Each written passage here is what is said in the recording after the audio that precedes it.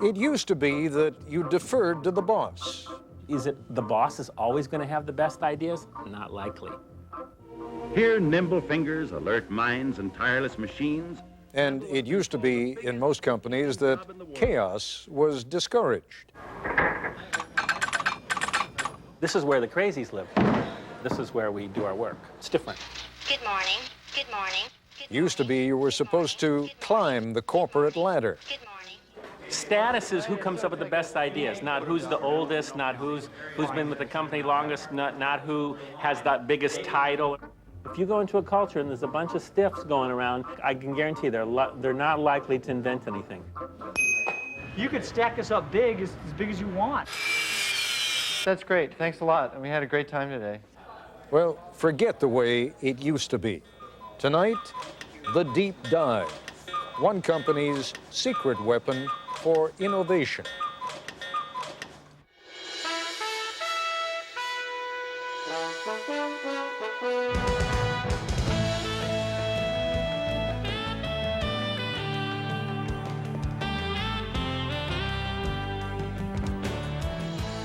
A lot further along in this broadcast, near the end as a matter of fact, you will hear one of the central characters suggest that we look around. The only thing that's not designed by anybody, he will say, is nature. Actually, you could say the same thing by observing that the only designs that don't require constant modification are the ones we find in nature. But the point is well taken. From the buildings in which we live and work to the cars we drive or the knives and forks with which we eat, everything we use was designed to create some sort of marriage between form and function. Does it work, and can we make it look interesting or attractive? What is truly amazing is how long we tend to put up with things that may not work particularly well or may look especially unattractive simply because we're accustomed to them and because no one has ever suggested redesigning those things. There's an interesting distinction between design and invention. Whoever came up with the idea of dental floss, for example, was an inventor, but the man or woman who put it inside that clever little plastic box that lets you tear off just the right length, that was a designer. Now, how does the process of designing a better product work? And would it be interesting to watch that process? When we first broadcast this program back in February, we weren't at all sure what you would think, but judging by the number of you who ordered video cassettes of the program and the number of people who contacted the industrial product design firm that is featured in this program, you liked it a lot. Here was the premise of the program. We went to Ideo, the product design folk, and said, take something old and familiar, like, say, the shopping cart, and completely redesign it for us in just 5 days. ABC News correspondent Jack Smith tells us what happened next. 9 in the morning, day one, and these people have a deadline to meet. So welcome to the kickoff of the shopping cart project. This is Palo Alto, California, in the heart of Silicon Valley, and these are designers at Ideo, probably the most influential product development firm in the world. Designers are the reason TVs have square screens, chairs 4 legs, and toothbrushes nowadays those squishy handles. In fact, it was Ideo that designed those squishy handles.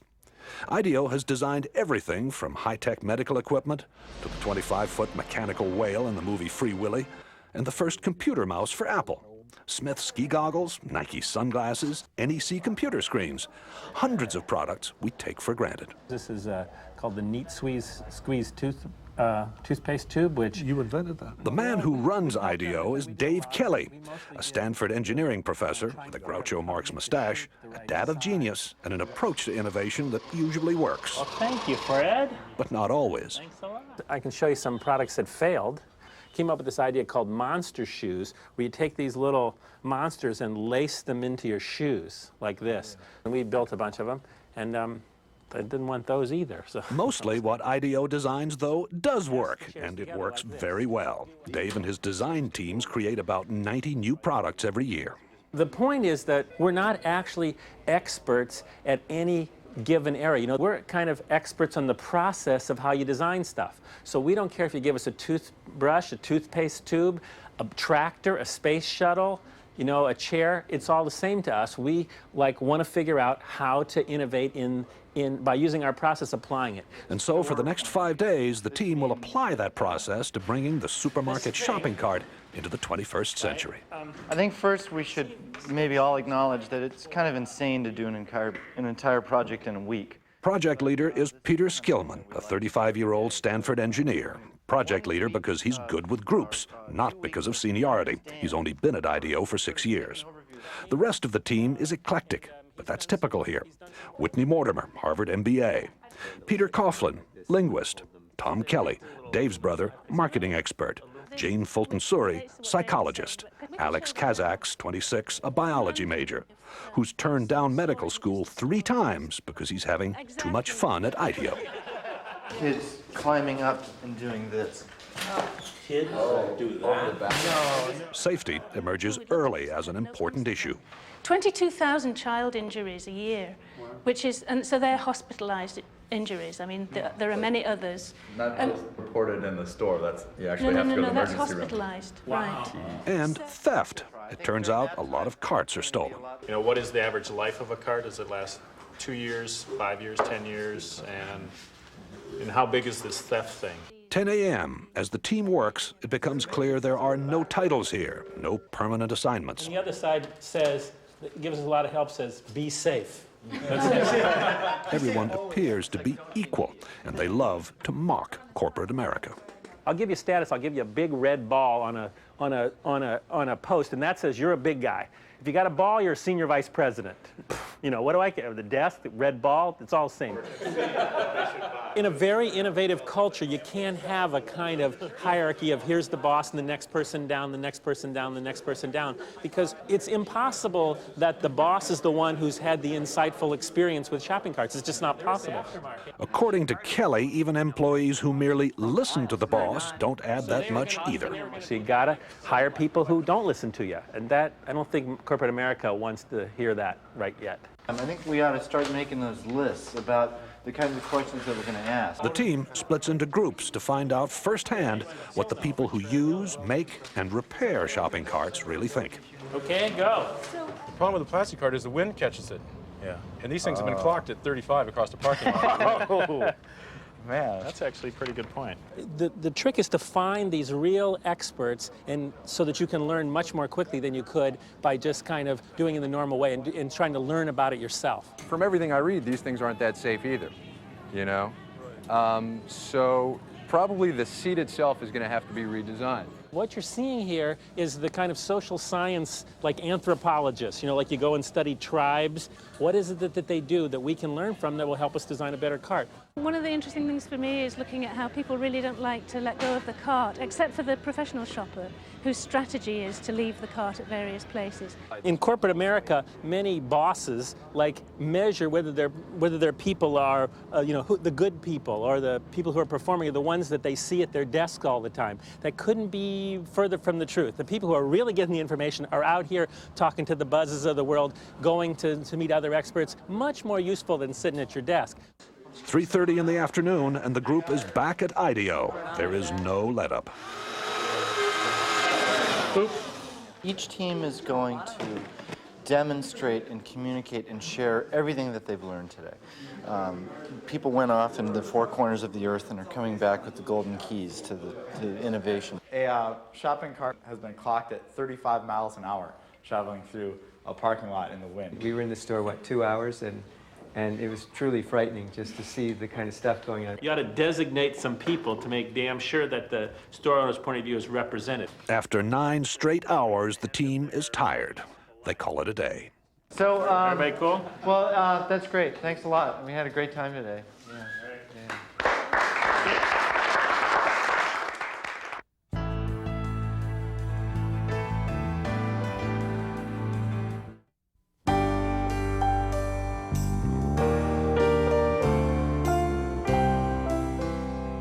Get together and start here. Day 2 and the start of Ideo's unique brand of brainstorming. They call it a deep dive, a sort of total immersion in the problem at hand. Ideo's mantra for innovation is written everywhere. One conversation at a time. Stay focused. Encourage wild ideas. Defer judgment. build on the ideas of others. That's the hardest thing for people to do, is to restrain themselves from criticizing an idea. So if anybody starts to nail an idea, they get the bell, you know. The deep dive begins, and for the next few hours, the ideas pour out and are posted on the walls. Oh, the blind, the privacy blind. Like when you're buying 6 cases of condoms, no one sees. Nesting is, it sort of has to nest. If it doesn't nest, we don't have a solution. How about Velcro pants and Velcro seats for the kids, and you just drop them down on there? Like Velcro seats?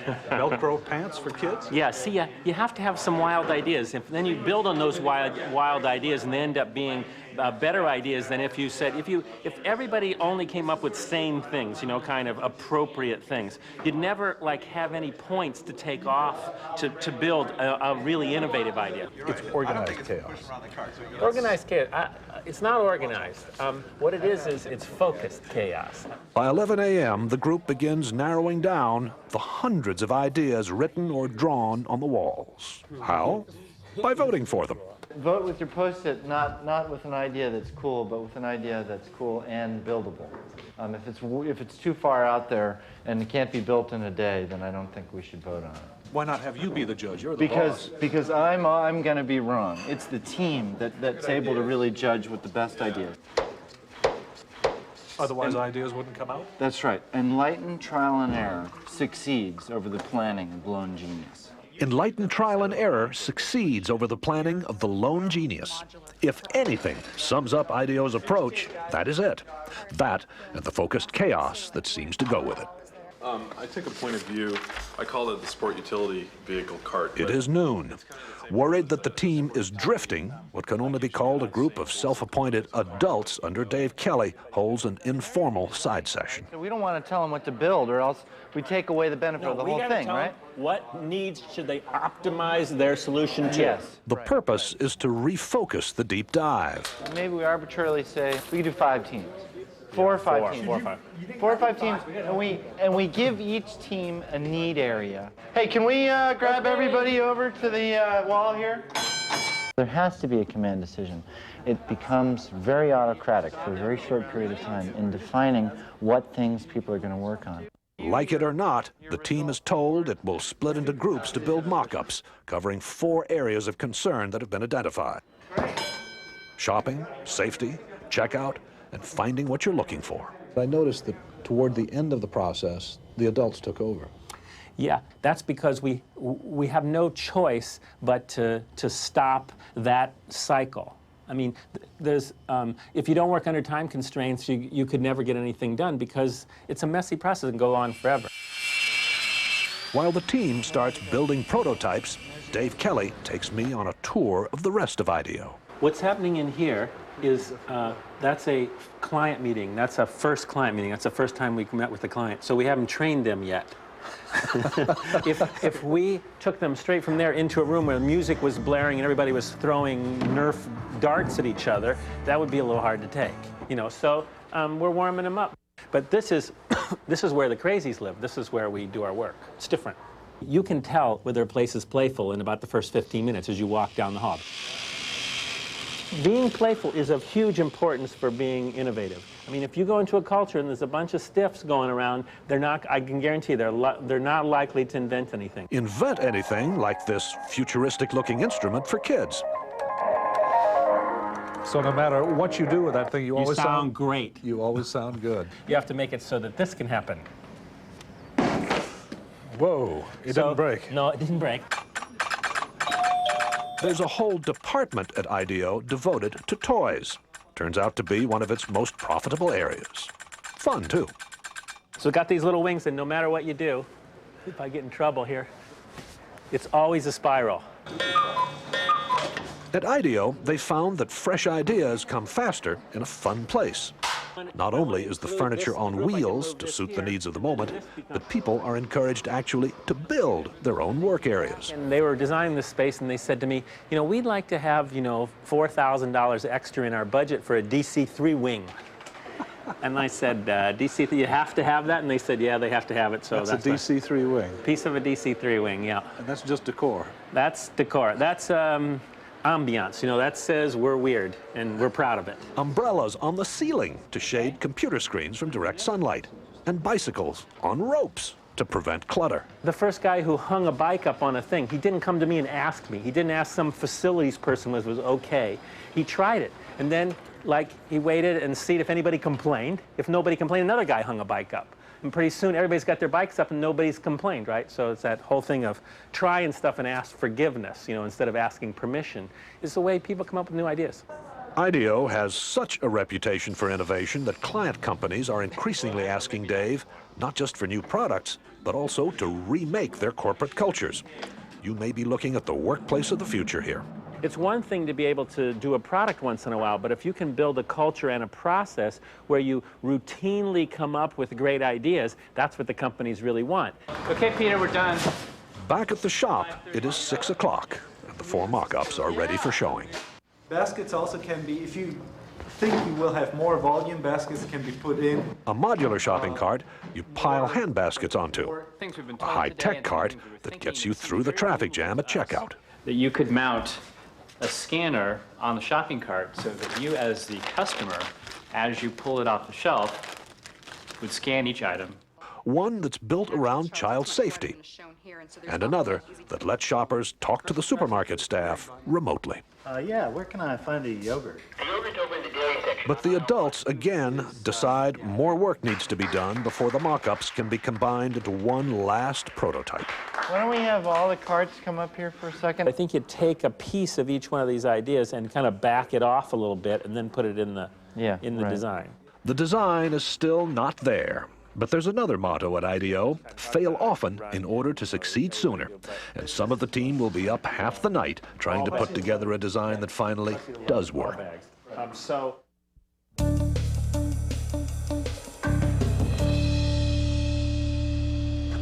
It is day 5, and Dave Kelly has no idea what the final cart looks like. Only the team does. If they kind of got their heads down, they don't look at me, I'm nervous. You know, if they say, wait till you see it, then I know we're in good shape. So I'm getting wait until you see it. I think that'll be good. There it is! There it is! So we took the best elements out of each prototype, designed this entire cart in a day, and then this cart was fabricated in a day with an amazing team of people in our machine shop pulling this off, working in shifts throughout the night. Wow, I'm impressed. So are we. The cart, which is designed to cost about the same as today's carts, is different in every other way. Hand baskets that stack in a metal frame, and major improvements for all. You just lift the handle up, you drop put the children in, and then you can close the handle right over them, and they instantly have some little bit of a work surface that they can play with. What do you think? Well, I'm very proud of the team. I think it's great. Does this work for you? Works for me great. Yeah. It's also beautiful. I mean, let's take it over to a local supermarket and see what they say. Yeah, it works really well. The cart's wheels turn 90 degrees so it can move sideways. No more lifting up the rear in a tight spot. And you shop in a totally different way.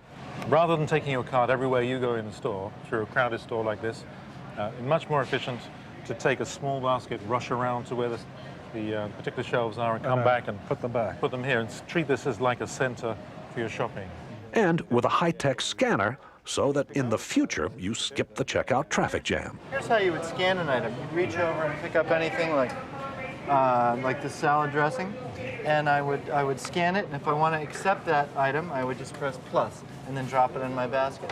Because stores don't yet have those high-tech scanners the team designed, checking out today means doing it the old-fashioned way. But the bags are hung on hooks on the cart's frame. Remember, there is no basket here. Why get rid of the big basket? The basket is tyranny. The basket is tyranny because it's not really needed. If all your stuff ends up in bags, why need the basket in the first place? Talk to me about theft. There's no value in this cart without the basket because you can't carry anything in it. It's useless to anybody. You can't use it as a barbecue. So it's not going to get stolen. That's right. So this ought to appeal to store owners then. Yes. I love it. I think it looks great. At first, I was a little shocked, but I think you have some fantastic ideas here. It needs a little refining, but I think that it's great. I mean, we would want them. It makes us feel great. And she also gave us some really good comments about how we can make this thing better. Just wherever you are, look around. The only thing that's not designed by somebody is nature. So the trees are not designed by us, but everything you see, every light fitting, every flower vase, every scale, every stand for fruit, everything is designed, has to go through this kind of process. And they can do a better or worse job of innovating or improving, but everything is designed. It has to go through this process. It wasn't this effortless, oh my God, so that's how it works thing that I saw there. It was actually hard work. It's a lot of hard work. We all love it, so it doesn't look like it's hard work, but it's a lot of hours. A lot of hours. Also, an open mind, a boss who demands fresh ideas be quirky and clash with his, a belief that chaos can be constructive, and teamwork, a great deal of teamwork. And these are the recipe for how innovation takes place. This is Jack Smith for Nightline in Palo Alto, California. I'll be back with a brief update on our story in just a moment. Incidentally, the Nightline shopping cart won a silver award in the Industrial Design Excellence Awards, and there's talk now of developing it commercially. That's our report for tonight. I'm Ted Koppel in Washington. For all of us here at ABC News, good night.